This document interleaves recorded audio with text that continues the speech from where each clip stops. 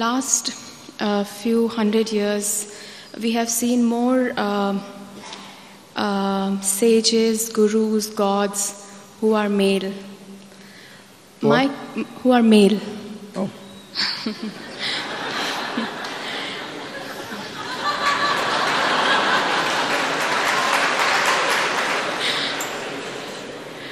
Why don't we see enough women in these roles?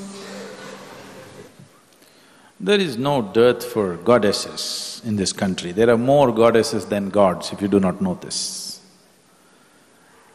If you go from village to village in Tamil Nadu, for every village there is a different goddess, you know.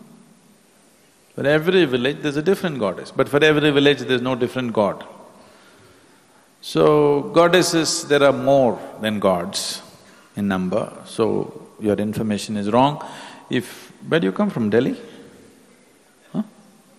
You come from Delhi? Singapore. Oh, you should move to Tamil Nadu.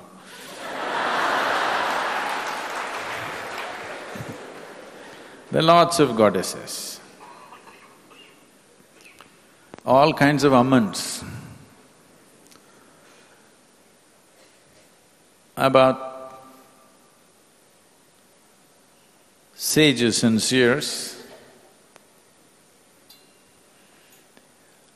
there have been many in the past. These days, because generally from young age they're trying to be beauty queens, they're just missing out on the other training.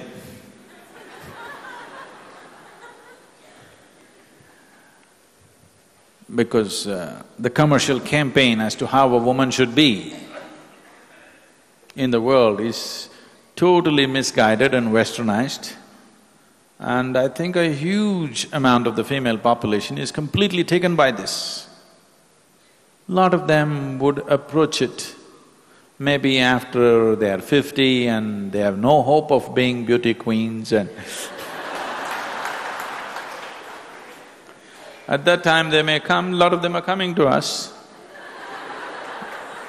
But there are a lot of young women also with us who are doing wonderfully well. So, experientially, there are many women among the Isha meditators who are really in fabulous states of experience. So you can call them as seers or seeresses in their own ways. Gurus, no, women will not make good gurus, nor will men make good gurus. Unless you know how to be beyond the two, you can't be this.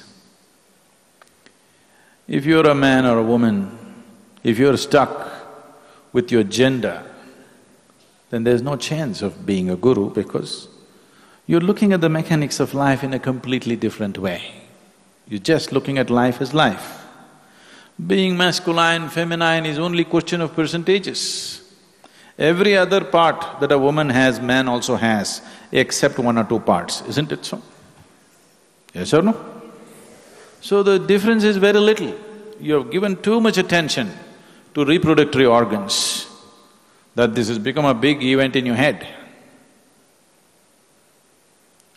If you just pay attention to life, you wouldn't be paying so much attention to reproductory organs, isn't it? If you must identify, it's not good to identify yourself with some body parts, isn't it?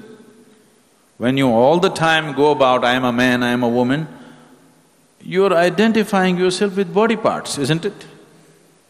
If you must identify with body parts, I would advise at least choose the brains, not these things which make you a man or a woman. So, women will not make good gurus. Men cannot do at all.